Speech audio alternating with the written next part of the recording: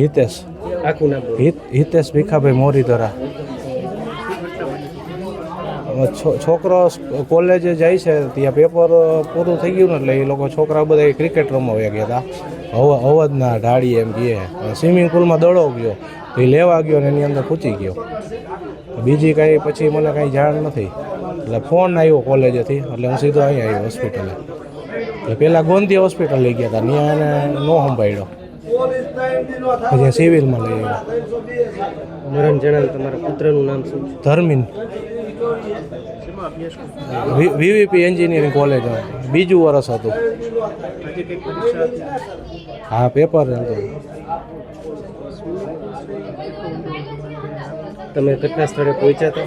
ના, હું સીધો અહીંયા જ આવ્યો હોસ્પિટલે જ ત્યાં નજરે જોનાર આવે શું કીધું? સ્વિમિંગ પુલ બંધ હતો, કેટલું પાણી હતું? એ વિદ્યાર્થીઓ બધે કીધું કે ભાઈ પાણી આમ એટલું બધું ઊંડું નહોતું, પણ એનો ઢાળ હતો ને એમાં એ ઢાળમાં સીધો અંદર વહી ગયો, એમાં અંદર ઊંડું હતું.